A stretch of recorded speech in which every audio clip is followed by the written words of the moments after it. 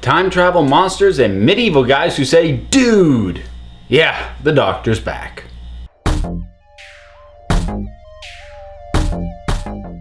Doctor Who Series 9 season premiere, The Magician's Apprentice. Now, usually when I do these things, I do them spoiler free.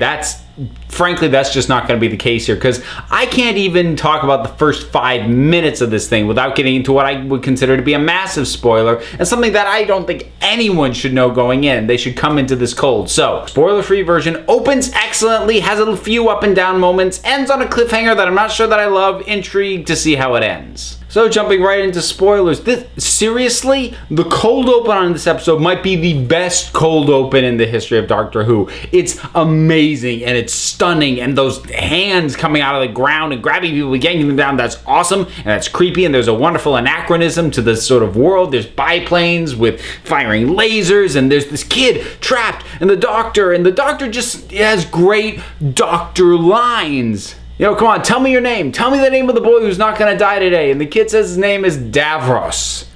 And that shot, that pulling in, doesn't break, doesn't cut shot of the Doctor's face just falling. Oh, that's an epic open. After that, things are a little bit more up and down. There's some really good moments. There's nothing that completely turned me off, but there were a lot of things that I was kind of about. I like that Missy's back. I knew she was coming back. I called that before. I am really liking Missy. I feel like Michelle Gomez is really embracing this part, making her own, but it still feels like the Master in a lot of ways, particularly if you know the character going back into the classic era. It does feel like the same character, but it's just a fun, different spin. And again, being careful to reiterate that she is crazy and she is dangerous and she will kill people for little or no reason. And that's important to emphasize. I mean, that's the entire reason that she killed Osgood last time we saw her, because otherwise she's so fun that you just potentially forget that she's actually really bad news. So we get that reminders, that's all works. I like the sort of banter between her and Clara. I like the way they bounce off each other. I really like the way that she works when talking to the Doctor directly. I like the Doctor's whole sort of thing in the medieval setting where he comes out with the guitar on the tank and the guy who's standing there goes, dude! I mean, that's awesome. I like that. And I like that setting before because I'd seen the sort of prequel thing, the Doctor's meditation. So I actually really like that character of Boors, and actually I'm really irritated that he turned out to be a Dalek shell or whatever we call those things, because I was kind of secretly hoping he was going to be the new companion after Clara leaves. Yes, side note, confirmed, Clara is leaving at the end of the series, finally! So that weight will be off my shoulders. I won't have to be wondering, is she finally she's gonna go, so maybe I'll be able to relax and enjoy her. I do like seeing Davros, you know, as we know him, back again. I just like how tired he looks. Not just looks, but the way he says his lines. It's a really good performance. That said, I'm really kind of up and down about the whole nature of the Davros Doctor thing. As I said, I love that cold open. I love the Doctor being put in that dilemma, which they do a deliberate callback to, back to Genesis of the Daleks, where the Doctor asked that very question that he then found himself in that situation of, if you knew that someone who was a child was going to grow up to be the worst thing ever, could you kill them while they're still a child? And I like him being put in that situation.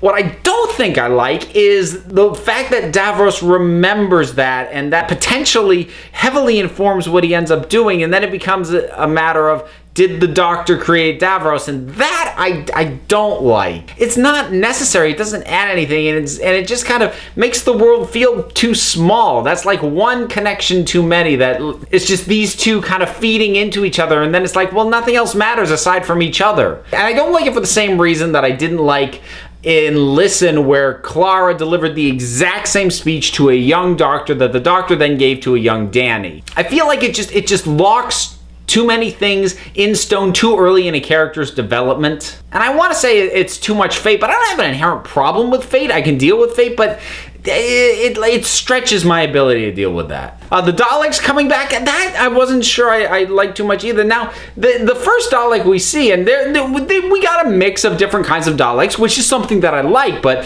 some of them we saw looked really 60s. I don't think I really love this cliffhanger either, because even though I'm really interested to see how this story will play out, the actual point that they chose to sort of end this episode on, I don't like ending at this point either, because first of all, what we see the Doctor prepare to do, which is to kill Davros as a child, he's not gonna do. He can't do that. I mean, that is a fundamental betrayal of what the Doctor is. And at this point, I don't believe that it's a matter of him having to fix or change time so that he saves Clara and Missy. Clara and Missy are not dead. I'm calling that right now for the same reason that I called it before, which is that they vanished when they were hit with the Dalek beams. Dalek beams do not vaporize, they don't disintegrate, they don't make people vanish. They make them do the skeleton look and then they fall down dead. There's a body left behind. There's no body here in either case, which was the same thing that happened when Missy was supposedly killed back at the end of last series. So whatever she did to get out of that, she did again, and she did it to Clara too. So as a cliffhanger, I'm not like, oh, because I feel like I'm ahead of this. The thing that it's dangling in front of me as the cliffhanger, I feel like, well, no, I kind of already know what's going to happen with that. Again,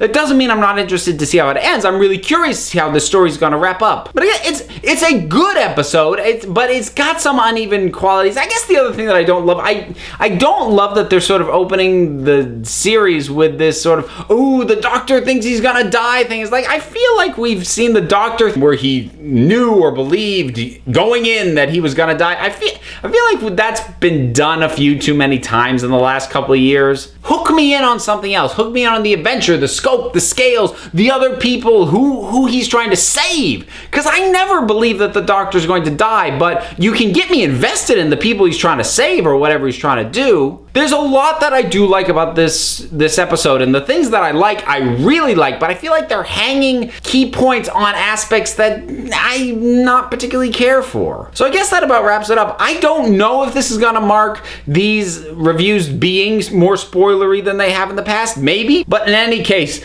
premiere episode of Doctor Who, even though it had both good and bad points, I'm so happy that it's back. It's my favorite show, bar none. Did you see the premiere episode? What were your thoughts on it? Whatever they were, drop something down in the comments and let's talk about it. Until next time, this council is adjourned.